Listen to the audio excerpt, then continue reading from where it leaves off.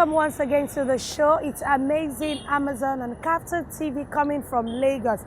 Thank you so much for always being a part of the show, and hope you've been enjoying and learning at the same time on this particular program. I welcome you on board. I am Tosin Adeyemi.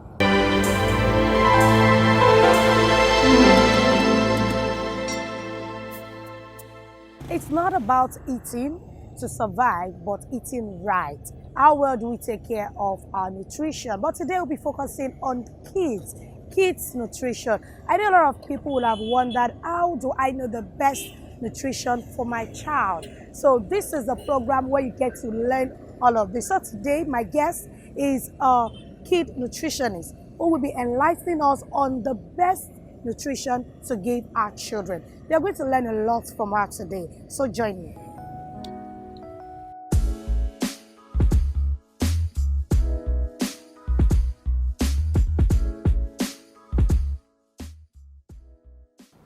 All right, welcome to the interview segment. Yeah, my guest for today is Ifeyinwa Omesiete. She is a passionate kid nutritionist. She told me to add the passionate of camera, so that's why I said passionate kid nutritionist. So I should be telling us why she's so passionate about nutrition for kids. It's so glad to have you on the show. It's a pleasure to meet you as well. And you're looking beautiful and radiant. Thank you. Yeah. All right, now, first, your name is Ifeyinwa Omesiete. Hope I pronounced the name correctly. Yes. Okay. What state are you from? I'm from Anambra. Anambra State. Yes. Okay. So tell us more about yourself. Tell us more about Ifeyinwa. Ifeyinwa Omesiete is a loving, very passionate child nutritionist, as mentioned. I'm a mom of 2 kids. Wow. 2 toddlers. My husband is from Delta State, and I'm fun, I'm exciting. I think you have to be all those things to be able to work with children. And I've been doing this now for, give or take, a little over 7-8 years. Wow. I've been married for 6 years, and it's something that I really do enjoy. So obviously you were doing it before you got married. Yes. Right after university, I did some work while in the university, but after that, I really wanted to delve into it, learn more, and really specialize. I'm generally trained in nutrition, but I wanted to focus more on the pediatric aspect. Okay. So apart from your career now, you as a person, tell us more about your background. Okay, so as mentioned, I'm from Anambra State. Yeah. I'm the first of 4 children. Both my parents are from Anambra State. My dad is from Nimo and my mom is from Ineri, which are very popular states in Anambra. Growing up was really a thrill. I have 2 brothers and a younger sister. And for us, we're very close, very loving, and we always did things as a family together. That's one thing my mom always taught us to do. Always do things together. We never, one person would go here and another no, we all did things together. I went to school, so I grew up in Enugu, which is in the eastern part of Nigeria. But I went to primary school in Enugu, then I went to secondary school in Osun State. And then I went to university in the United States. So my parents sort of wanted us to get as much exposure as possible as children. And I really owe it to them because it did allow me to explore the world a little bit better, and also learn more about, different cultures, different backgrounds. Yeah. What else? I met my husband. Like I mentioned, I've been married for 6 years. I met my husband in 2015, late 2015. And I think it was just meant to be because we got married in 2016 and have 2 beautiful children. I have a boy and a girl. My daughter is the oldest. And one thing about me, I always tell people, one thing about me that you will find after you get to know me is I love to live. I believe in living your life to the fullest and never allowing anything to dull your mood or make you annoyed. Why be annoyed for what? Even when people try to make you angry. Like, it only takes away from you, it doesn't take away from that person. So I try to avoid letting things really, really rile me up. I'm not the most patient of people, ironically, even though I'm supposed to be working with children. But I find that when you're fun, exciting, and creative, and you don't allow things to sort of, stick to you, it allows you to live life to the fullest. I'm big on exploring. I love food, which is very strange because if you ask my mom who was Ife or Ifeyinwa when she was younger, she would say, this one did not eat. This one did not eat anything. I was one of the pickiest eaters you could possibly think of. I literally looked like a toothpick majority of my childhood. And it was just a struggle for my mom because she was like, this one does not eat. So I don't understand this profession. You don't want to be telling other people to eat. But I like to think that God did it on purpose because He wanted me to, one, experience it, have a personal experience with it, and then to be able to tell parents that no matter what happens, if you don't allow your child to eat properly, because I think also part of one of my struggles, even though I love food, I'm very selective about food. Okay. And my childhood sort of shaped my preferences. So even now as an adult, I have to push myself. One, because of my profession. Two, because I want to show parents it's possible. But I always tell them that when I use myself as an example, I've had to mentally push myself to eat better. I want to live healthier. And you don't really want that for your children. Not every adult is willing to push themselves, but to have a better experience with it as a child makes it easier. Okay, now, while growing up, tell us who had the major influence on you while growing up?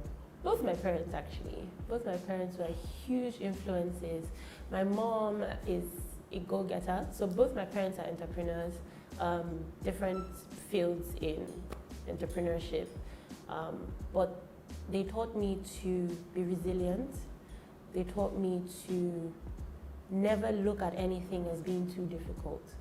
And they also taught me to go for what you want. I didn't grow up in the household where a typical, Nigerian family say, oh, you have to be this, you have to be that, you have to be this, you have to be that. No, my parents were like, be what you want to be, but be the best at it. You know? Whatever it is that you decide that you want to be a bus driver, if you like, be the best, at it. And I think it really pushed I and my siblings to really dream big, When I talk to people about my profession or when I tell people what I do with my children, they're like, what made you think about that? Why did you want to do that? I said, well, I grew up in an environment where we were pushed to do things, not necessarily because you loved it, but because it was possible, So I'm very creative, especially when it comes to the area of food, but just generally in life, I'm very good at making nothing out of something. Even though I grew up quite comfortable, my parents were able to give us what we needed and, provided for us the best that they could. They explored the world with us. They used to travel as a child, and all of that. But their major influence was teaching us skills, life skills, being resilient, being able to push yourself to do more. Especially my mom. My dad was the kind of parent that made it very clear. I would never forget. I was in my first year at university, my first semester at university, and what did you study in school? Nutrition. Wow. I studied nutritional sciences. Right. So my first semester at university, I was waiting for my score to come out. Hey God, I was like, it's gone enough, And I think my parents came to visit and they were going back, and my parents I don't think I did very well. So my parents had seen my score and everything, and at the airport, they didn't say what? They didn't say anything to me, but at the airport when they were going, my dad then said to me, he said that I've lived my life, your mom has lived her life, and we are obligated to take care of you because we brought you into this world. Don't think for 1 second that anything you do is because of me. That your choices are because of you. See your grades. It's not me that wrote the exam, it's you that wrote the exam. Who is going to have to go and battle this next semester? You will, not me. And I think in that very moment, it became very clear that they've paid the school fees because they have to pay it. And it stuck. First year university on my own, outside of the country, it stuck. It made me realize that I have to do things because they are important to me, not because I'm trying to please my parents or please other people. And it really set the standard for me, not even just in terms of education, but in how I chose my friends, you know, in the people I liaison with, business relationships, work relationships, you know, it made me realize that in as much as things can be handed to you, you know, because of my upbringing and my background, never go into life that way. Always go into life determined to do things for yourself, not because they can be handed to you. And that's something I really imbibe in terms of my work, how I raise my children, you know, because I really want them to, I want to give them the best that I can, but I also want you to realize that there's work involved in getting the best of things, you know. So, major influence. Big ups to mom and dad. Yay. All right, so that takes me back to school, while you were in school. So from what you just analyzed now, so are you saying you are not the book girl back then in school, not the a few ways? I'm not one of those people that will tell you that all my result was A+, please. Before they will go and look for the result. Okay, so back then in school, did you experience any sort of like bullying right from your early stage, like elementary stage and all of that? Did you experience any? I think back to like primary school, I don't think so. If anything, I think in primary school, maybe it was mostly envy, you know, because my mom took care of me.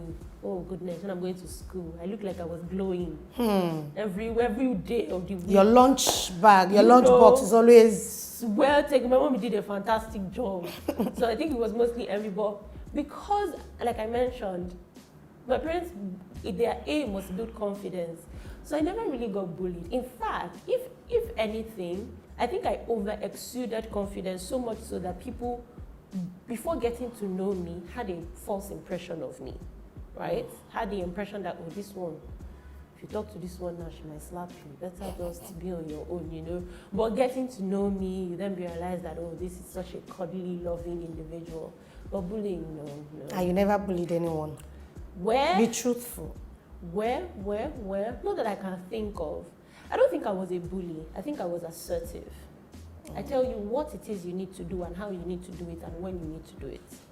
And if you don't do it, there will be consequences for it. Not because I needed something for you. I wanted to make you feel small, no. But do what you're supposed to do so that me and you will not have problem.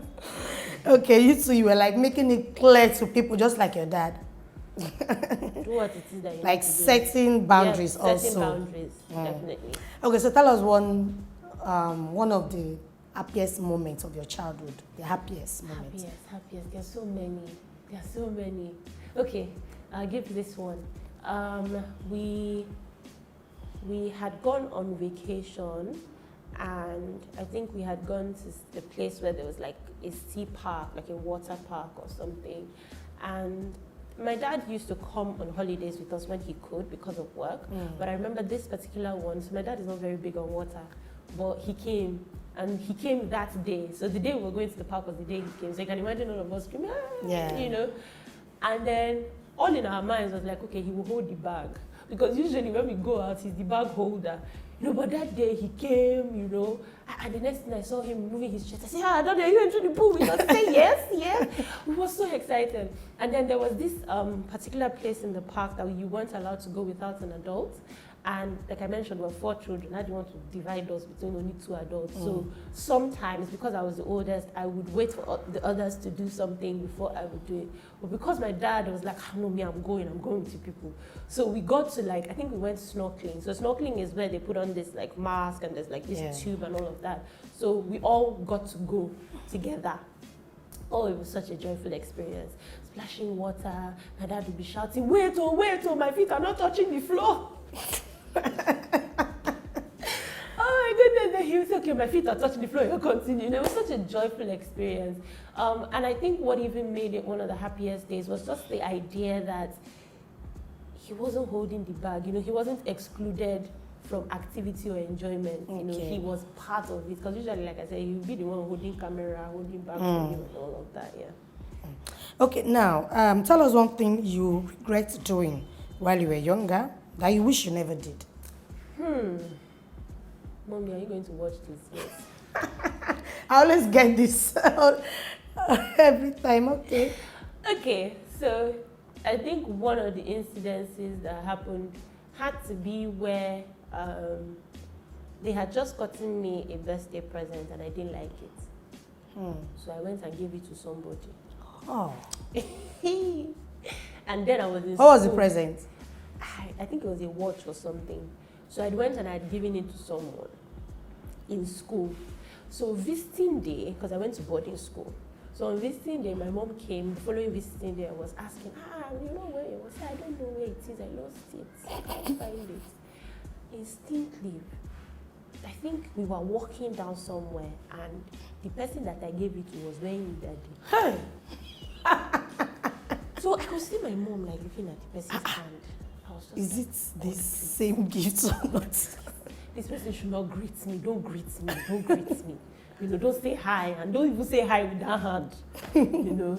And so I was trying to distract. And you could my not mom. hide your face. Where do you want to run to?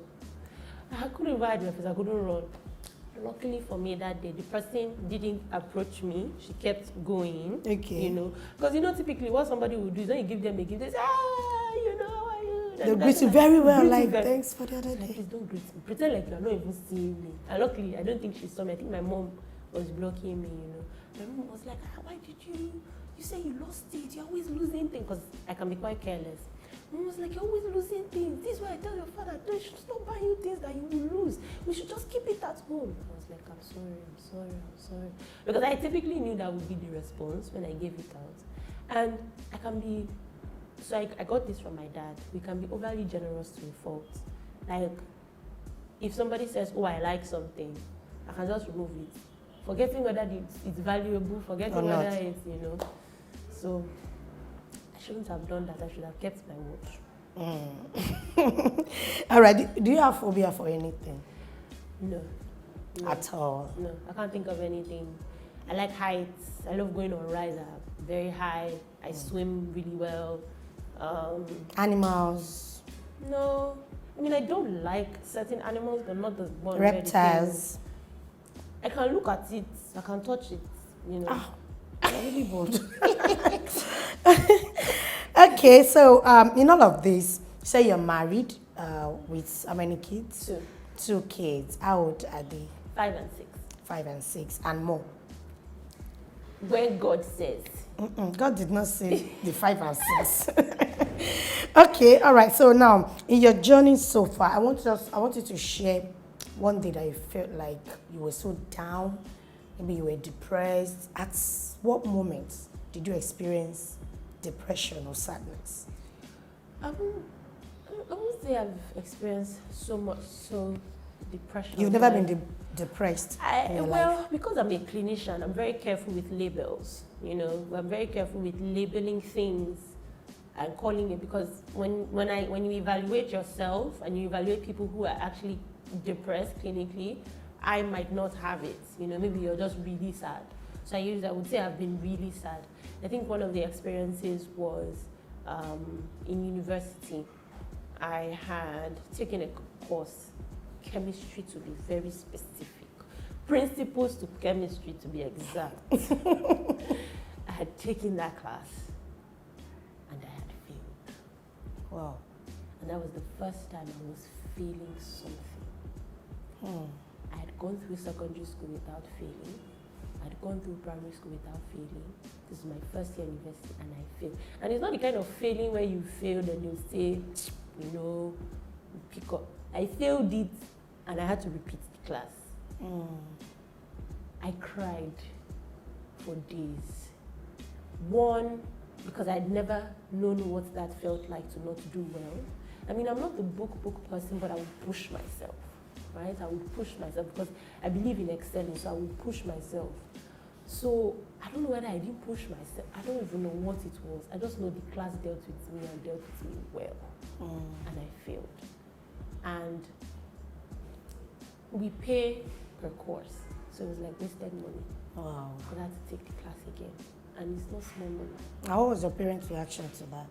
I did not tell them. They saw it. When we did go the results. You don't even need to tell them that, but they will see, you know. And it was, and I think, unfortunately, because it was my first semester, so usually in the US, your first year sets the pace for the rest of the years. Okay. And so I had to work extra hard to make up, because I didn't do so, I mentioned I didn't do so well in my first semester in my first year. And that class was one of the class it was failing. It's not even failed it, and I had to retake it. So it cost time. I had to push classes back.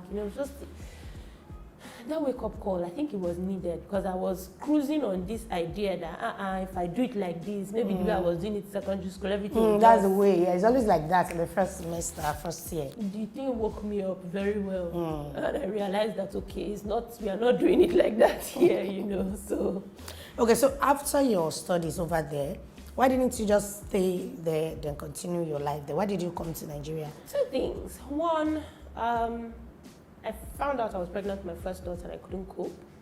And two, I've always really wanted to come back to Nigeria. So I've had... Okay, you met your spouse there? I actually met him here, but he travels a lot for work. My Okay. husband does a lot for work, so he travels a lot for work. So I could be there, he would come, or I'd be here, But I'd always had this belief that Nigeria needed me. Like I was essential to Nigeria. I was supposed to be here to make an impact and change the world, and so even after studies, my goal was to, find work and all of that. But when I found out I was pregnant, I couldn't cope. First pregnancy was a bit of a struggle, so I came back. I needed help. So you were in school when you had your first pregnancy? No, I had graduated. I was in the works of looking for work. And over there? Yes. Okay. And also applying for master's programs and all of that. So I came back. Coming back, I now realized that it's a very different ball game. Things are not as easy as it looks. But I've been back now 6 years. My daughter is 6. She turned 6 this April. And I've done pretty good for myself. I've done pretty good for myself. I'm happy. I'm happy with what I've been able to achieve, and I know that there's so much more for me to do.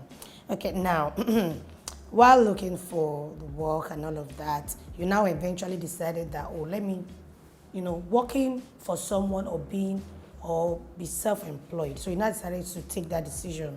So I actually worked for someone here in Nigeria for 3 years before I ventured into entrepreneurship. Okay. In fact, I think I was sort of forced into entrepreneurship because I resigned from my job and I resigned in the middle of pandemic.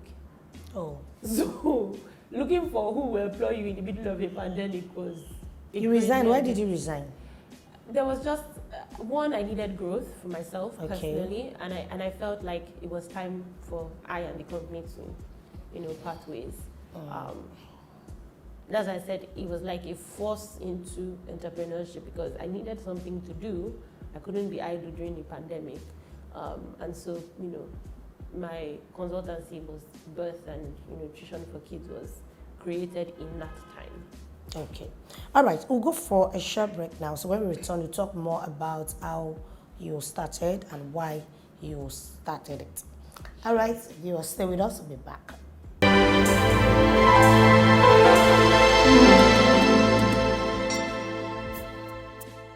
All right. So welcome to the concluding part of the interview segment. I've been speaking with a nutritionist, kid nutritionist, Mrs. Ifeyinwa Omesiete. Yes. Yeah, I got it. All right, now, let's start with, you said you had to start up during the pandemic. Yes. Okay, so now, why did you decide to go into this line of kid nutritionist? Why? Okay, so it first started with, I've always loved children. I love working with children. I love working with babies. Originally, I actually wanted to become a pediatrician, so a doctor for children.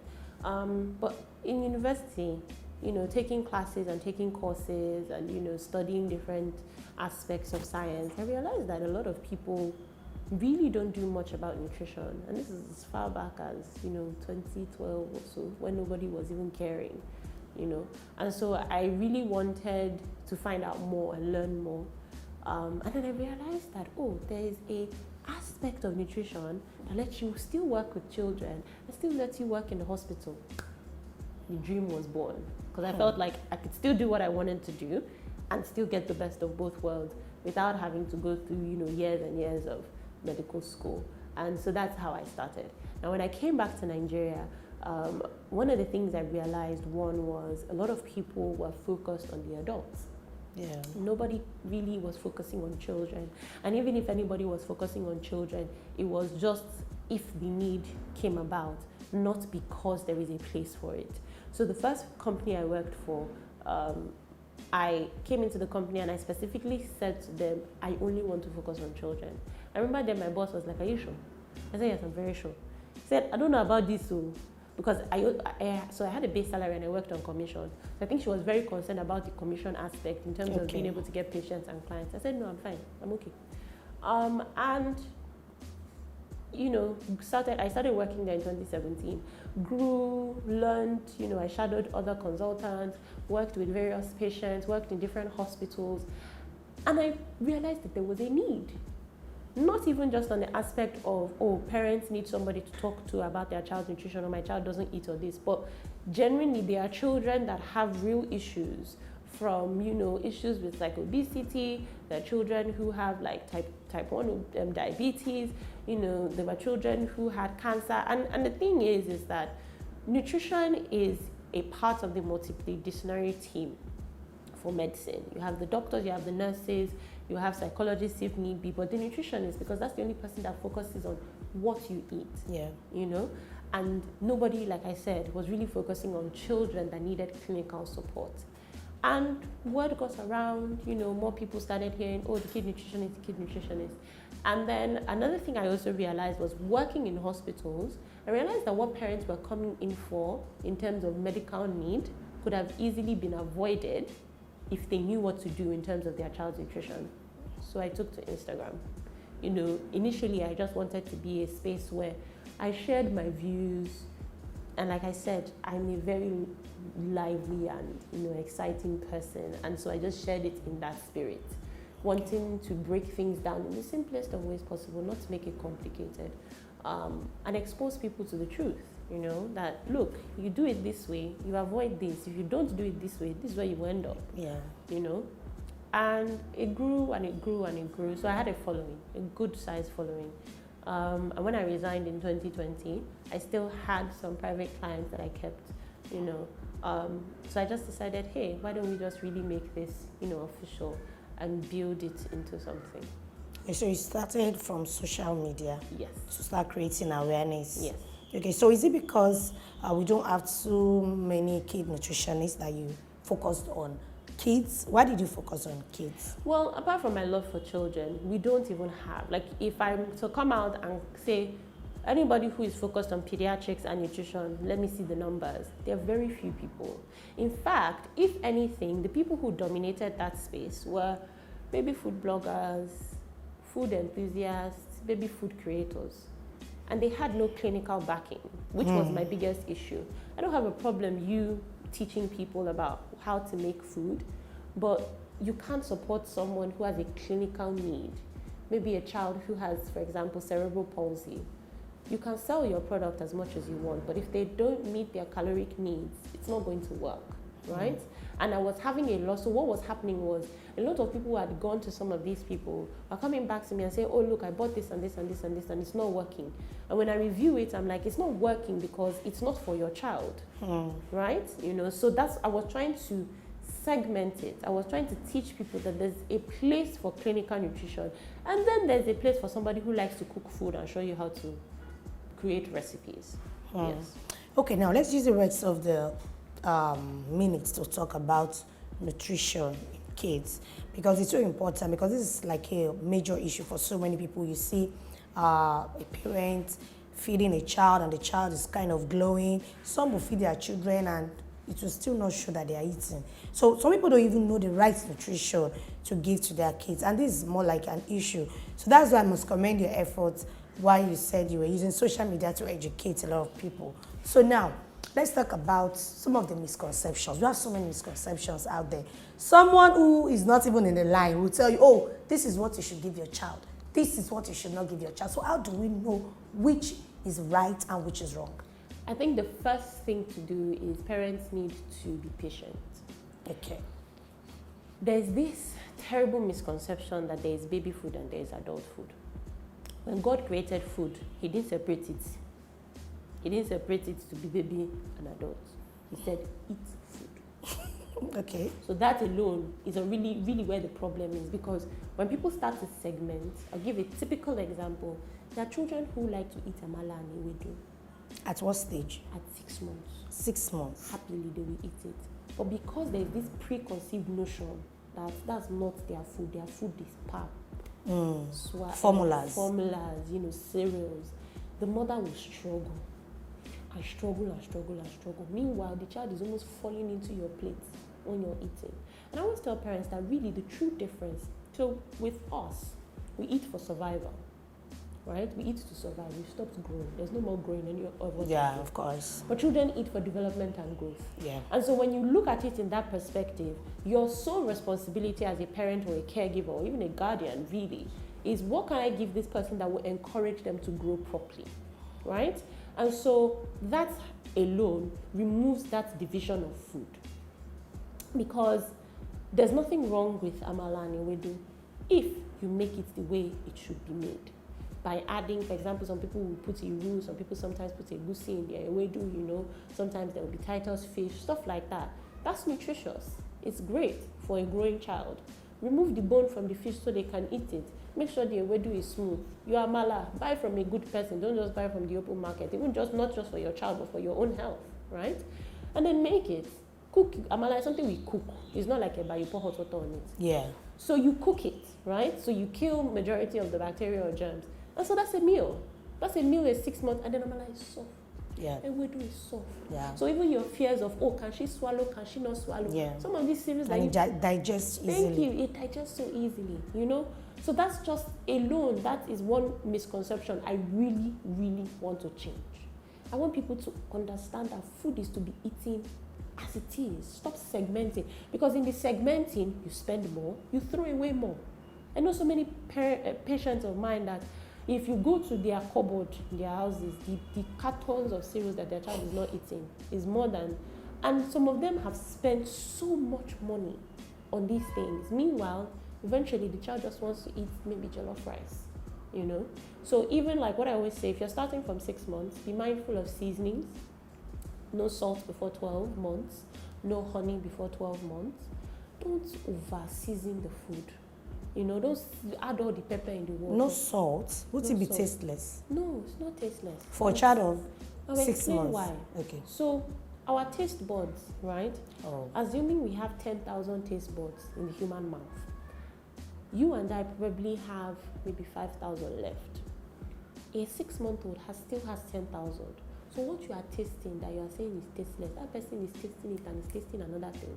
It tastes so much richer and so much better. And then when you even think about food really in general, how do you know carrot is not sweet? When you chew it now. So the same way a child will also know that carrot is not sweet. There's sweet carrot, there's carrot that is not sweet. When you use Titus, sometimes if you use Titus fish to cook, you don't even need any other. Exactly. So these are flavor profiles that you teach your child to develop. Because the thing with adding salt to food before 6 months, apart from the effect that it has on their kidneys, you're developing a false impression of taste of food. Just like some of us now, the salt intake we had when we were younger is much higher than now that we're adults. So if you start so early, you're automatically going to cause this individual to have a high salt intake. And right now, hypertension is one of the leading causes of death in Nigeria. Yeah. Every day you hear somebody is slumping, So we don't take these things into account, forgetting that for you to get to where you are, things were building up. I always tell adult patients that what you're looking for to fix your problem in 2 weeks has been ongoing for 5 years. What is the magic you're expecting? So why now you have a child who is under 2 that you can actually protect? Because those 2 years are 2 full years, January to December. Every single day counts. Your input every single day counts. Make the best of it, And then Nigeria is so blessed with food. Yeah, we goodness. I have patients who are abroad, and one of their biggest complaints is, I can't find good food to eat. With the number of us that are living and all this, relocation and everything, so many people, one of the biggest, very soon, give it another 5 years, importation of agricultural produce is going to be huge. Huge. Why? Because we have better food here. So always tell people, maximize it. I grew up in the East. I went to school in the West. When I was in the East, I never knew what amala and ewedu was. But going to the West, I found out there's wegiri, there's amala, there's ewedu. You expose your child to different taste, flavors, and profiles.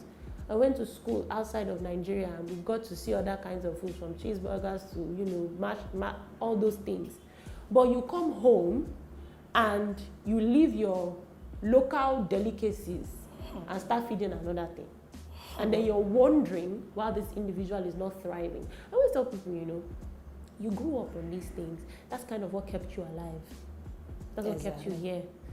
Give your child that opportunity. They deserve it. Okay, so aside from that, because I'll say that the reason why some parents are not giving their 6-month-old baby amala, they feel like, oh, it's someone that can't afford the cereal, the formulas, and all of that. But you just told us now that it's nutritious and it's good for them. Okay, now, so how about some children who have refused to eat? You give them everything, but they have refused to eat it. So what would you do?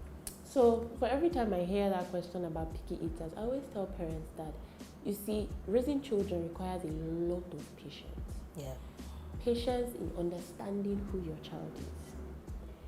We impose ideas on children. That's why when you ask me that question about what, you know, who inspired me, one of the things my parents really taught me is to allow you be you.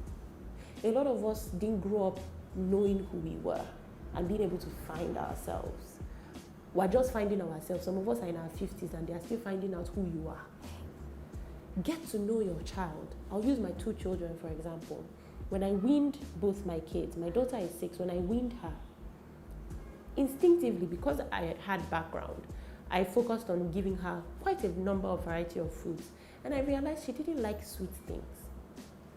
Now, if you want to disrespect a child, give them what they don't like to eat. No, they will not answer you. But because majority of us are so stuck on the idea that, eat this thing, now I'm giving it to you, eat it. You try rice today, it doesn't work. You try potato tomorrow, it doesn't work. Okay, they said you should do avocado and banana, it doesn't work. Somebody like my daughter, who didn't like sweet things, she wanted bland things. Egg yolk and rice was enough for her. If I said that to somebody, the person would look at me like, oh, is that food? Egg yolk and rice. I'm not joking. Is it that you blend it together? You blend it together and add milk. She was okay. Wow. But if I said what is that? Why will you not go and buy cereal, this cereal? I said, but she did not like it. It was too sweet for her. I will throw my money away. Then my son, on the other hand, if the food is not tasty, I'm not talking about anyhow, like you cannot cook anyhow soup for him when he was younger, 7 months, 8 months. If you cook anyhow food for him, he will eat it alone. And then particularly his cereals had to be neutral. It could not be too sweet, it could not be too boring. If you don't get to learn these things as a parent in training, so you need to understand your child. Understand who you're feeding. I'll give you an example. So there's a program I run called the Peds Nutrition Challenge. I run it twice a year. And the focus of it is taking parents on a 2-week ride of understanding nutrition, every aspect of it, right? And one of the classes we teach advent nutritious, so being adventurous with food. Okay. And there's a mom, I think we're running the program now, and there was a mom, she said to me, that my daughter only likes pasta, only like macaroni and co. And I've been giving her these things since, and she will eat it. But recently, she won't eat vegetables. So I blended beetroot and carrots and added it to the stew, and she ate it. And the following day, I added green peppers, and she ate it. And she was like, well, she would never eat any of these things. I said, because now you're getting to understand who you're feeding. Now, because you're understanding, the remaining 6 months, so you are playing. Now, you're understanding who you're feeding. That's why it's working. Understanding who you're feeding is the first thing. A lot of us are so focused on weight gain weight, glowing skin. Oh, you know what? Sorry to cut you short. Now, if you have like 2, 3, 4 kids, one does not like sweet things. One likes it. One likes naturals. The other likes this. Is it that you'll be preparing their meals separately? Because that would be a lot of stress. Let me now burst your bubble. Jollof rice and white rice, what's the difference? Tomato and pepper. Yes. Good. Before you cook jollof rice, you will cook the stew first, you boil the rice. Good. If you have 3 children and 3 of those children, 2 of them prefer bland food, Is it not for me to boil the rice halfway, pour half inside the pot, and keep the other half for the people that don't want to eat jollof rice? Have I cooked 2 separate foods? Understanding your child is different. Does your parents really have that patience to go through all that? That's the problem. Do you have that time? You see, that's the problem. See, they didn't beg you to give birth to anybody. I always tell parents that thing. Nobody begged you. Nobody. No child that you own begged to be born. You chose to bring a life into the world. It's your responsibility to do everything you can to make sure that this person turns out to be a decent human being. A lot of the struggles we have right now in the world is because we have nuisances in society.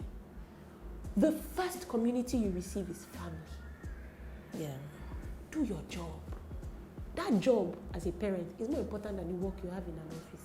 If you like, make all the money in the world. All the money in the world. If you don't raise somebody, you use that same money to be begging people. It's the truth.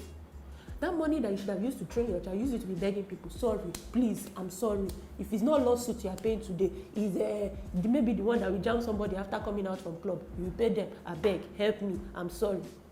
Giving yourself an unnecessary headache, when in reality, you could have spent more time with your kids. So it's a choice, really. I always tell people that making that choice is left to you. It's not to your child. Okay, let's talk about obesity, overweight, children who eat too much. What causes obesity at first? So before we move to the balanced nutrition for kids. Let me just paint this picture. So there are over 30 countries in the world, in Africa, right? And with those 30 countries, there are top 10 obesity breeding countries. Nigeria is in the top 10. Just put that out there. Now, what causes obesity? Malnutrition. Okay. Malnutrition has 2 phases. There's the malnutrition of lack of nutrients, right? Then there's the malnutrition of not enough nutrients, only calories. So that's really what causes.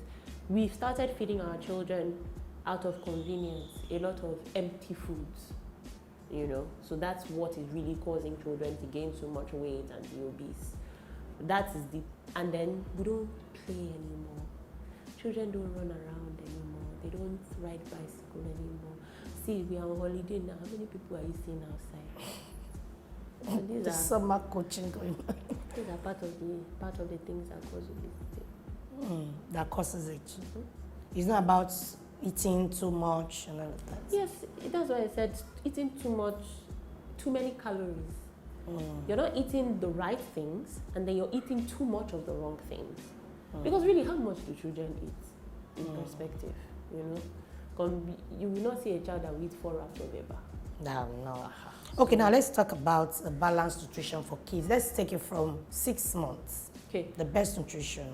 From 6 months, you want to really focus on offering variety. So review all classes of food: plantain, yam, rice, potatoes, eggs, meat, fish, grains. Pap is one thing I always tell people, always have when you're weaning.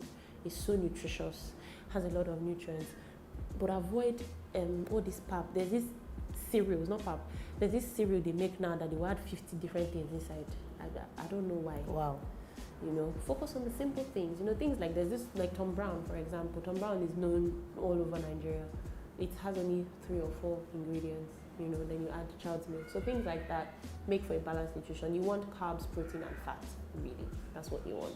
Now, when you cross 12 months, the focus that you want is you want to have built a good palate by 12 months, so that by 12 months, your child joins the rest of the family in eating.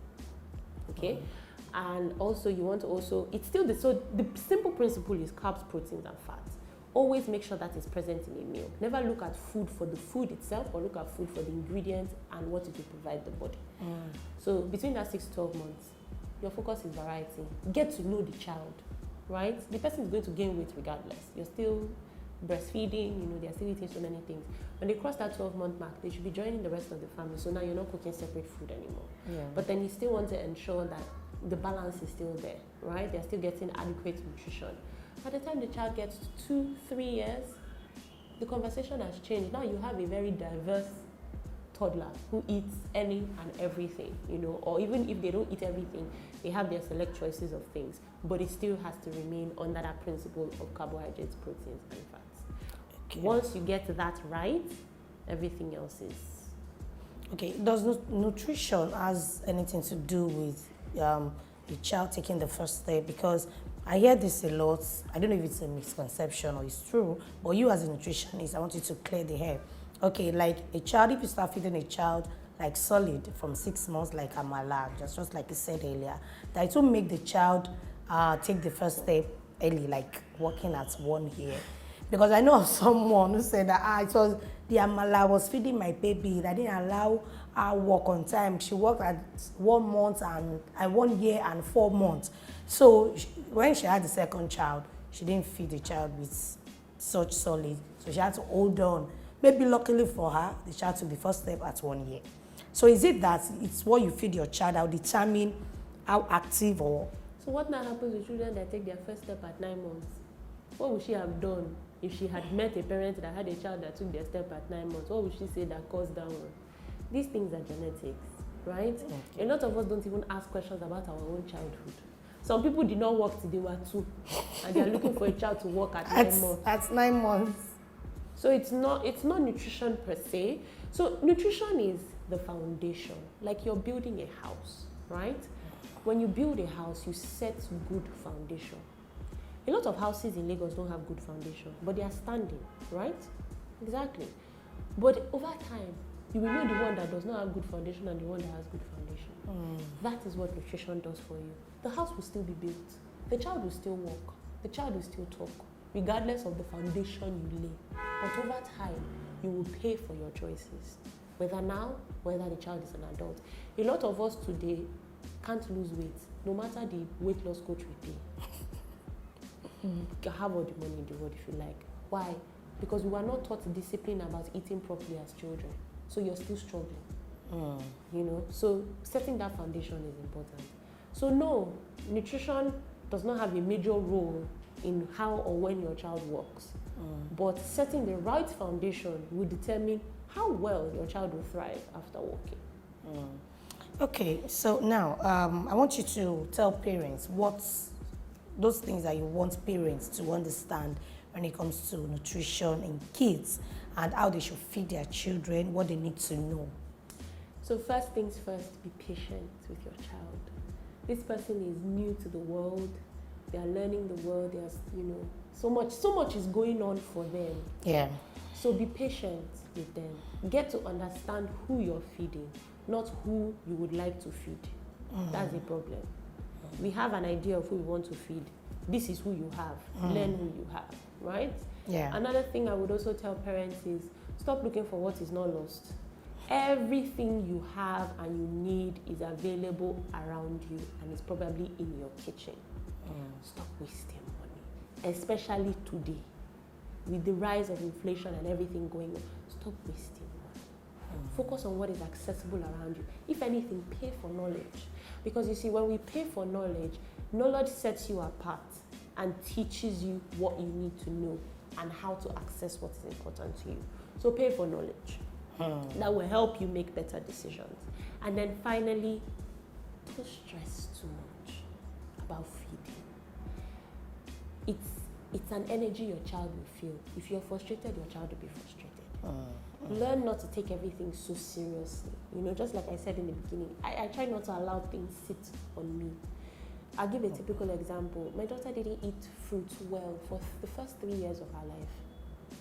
And I'm a nutritionist. She would have hung from a tree in tears. But now she eats them. So it's a matter of patience. You need to be patient. All right. Very quickly, just say this in just 30 seconds. It just dropped in my mind while you were answering the final question.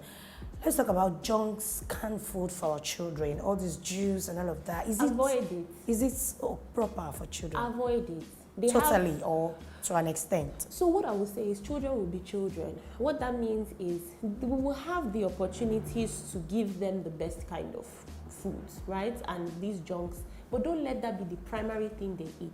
Limit it significantly. Don't let them be exposed to it too much. Then talking about sugary things, is it true that children, toddlers, they need sugary foods like to grow? No, they don't. That's why most people buy all these juices and all of that. It's not true. It's not true. It's false. It's a false impression, and I need to correct that impression. Everything you eat has sugar in it. Everything. Everything.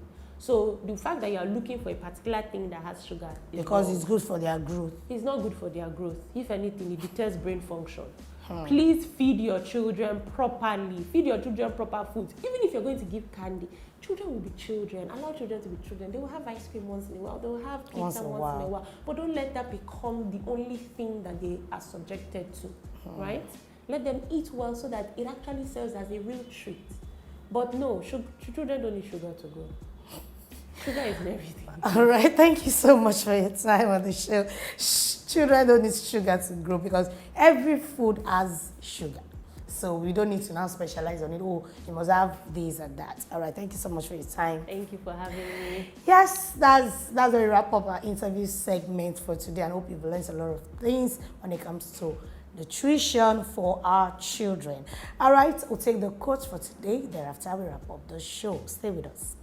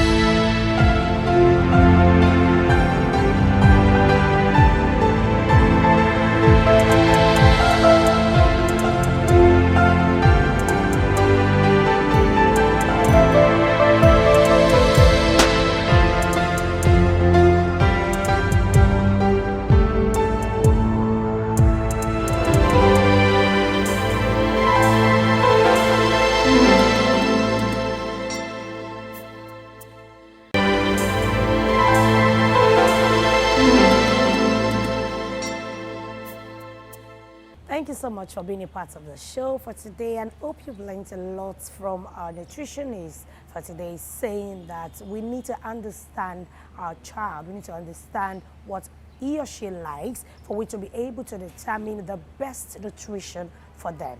So thank you so much for being a part of today's episode of the show. So till I come your way again next weekend, I remain Tosin Adeyemi. Bye for now.